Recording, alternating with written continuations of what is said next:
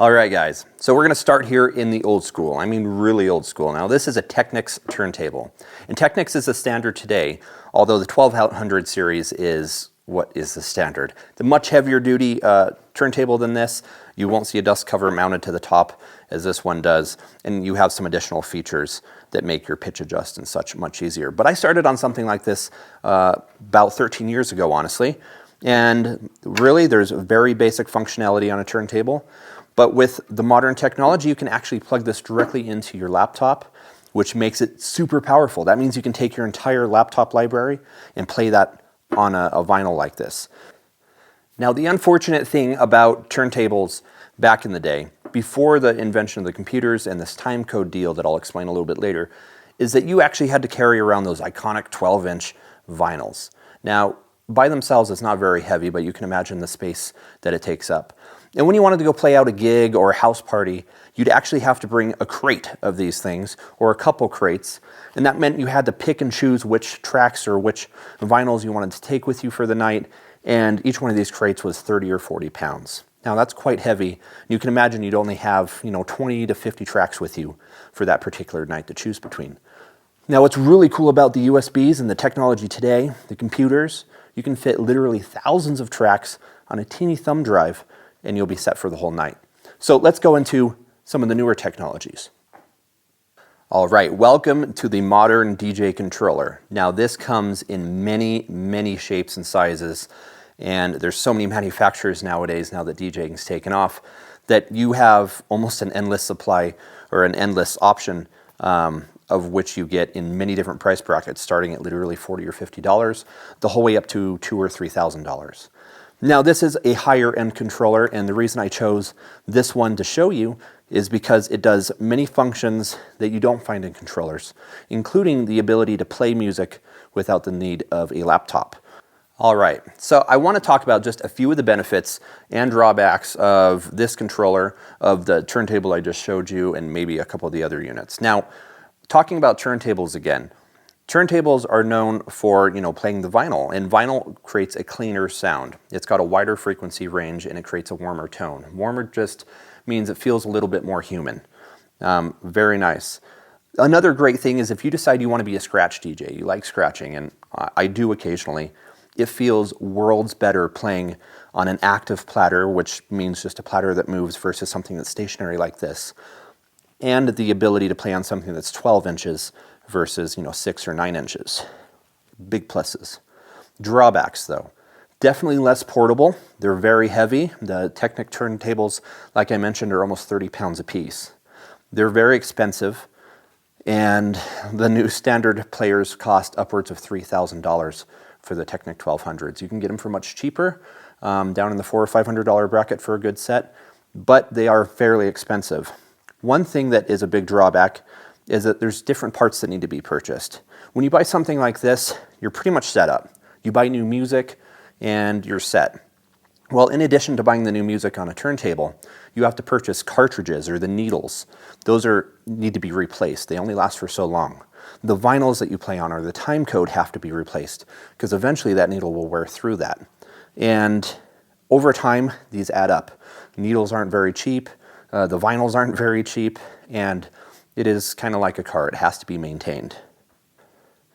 And lastly, the biggest drawback to me was the crates. Now, when you collect vinyl, you can have crates and crates of music, and it's very heavy and cumbersome to carry around. And just being able to use that USB is a huge plus. Now, moving on to something like this, the controllers. Some pluses and drawbacks. Now, the biggest benefit, I think, is it's cheap.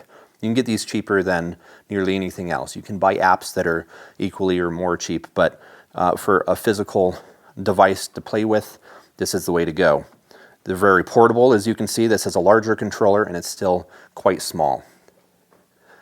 Your whole library can fit onto your laptop or a single USB. Now, this USB, as you can see, is very, very small, and it's, 64 gigabytes. That's a lot of music you can fit on there.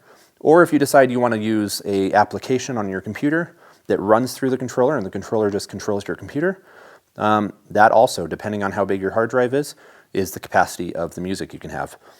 Doesn't matter if you have a 5 gigabyte hard drive, you will still have worlds more capacity for music than you will if you have 50 crates that weigh 1,000 pounds. I mean, it's just a world of difference.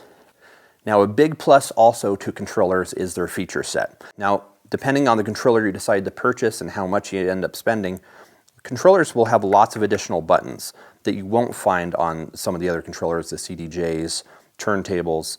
And what's really fantastic is these are customizable and mappable. Now, once you get into the more advanced stages of DJing, you can redirect what a single button press does. Maybe this is a play button or it's a loop button, but that's all customizable, which is another great feature of the controllers. Something else that's really nice, especially as a starting DJ, is if you're playing a house party and you haven't completely trained your ears, which is something we're going to go over very soon, then you have something called a sync function. Now, sync is your go-to when you're in trouble, and it does just that. If you're playing one track and you wanted to start a second track, but for the life of you, you can't get it in time with, your first track, you literally hit a sync button, it aligns the two tracks, and it's almost as if there was no DJ required. Really fantastic feature when you're in trouble. It does take a lot of the fun out of DJing, but it's a good feature to have. Now going over some drawbacks. Now, there is a few. Most controllers require you to use a laptop, and that means you have to carry the laptop around with you in addition to your controller. Now, because when you go to clubs and such, the chance of them having your particular controller, because there's so many out on the market, is very slim to none. Not to mention most clubs don't carry controllers at all anyway, which means you'll have to carry this device with you, your laptop, appropriate cables and such as well, power cables, all of that.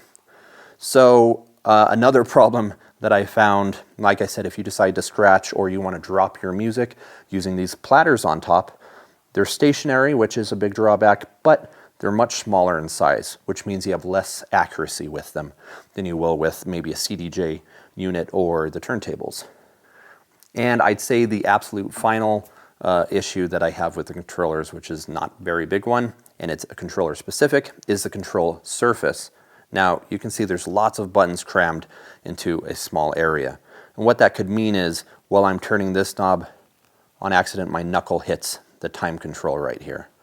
And while I'm, going to hit master, perhaps I hit sync. A lot of these buttons are just crammed into a small area, and especially these knobs on a professional mixer, they're spread out, and they give you a little bit more real estate, and it helps avoid mistakes you might make like this, which could be pretty detrimental to your mix. Now let's talk just a minute about CDJs. Now, CDJs are considered the standard in club setups, and I'm actually going to take you over to the studio and we'll talk about the features that you might find in a CDJ where you don't find here in a player like this.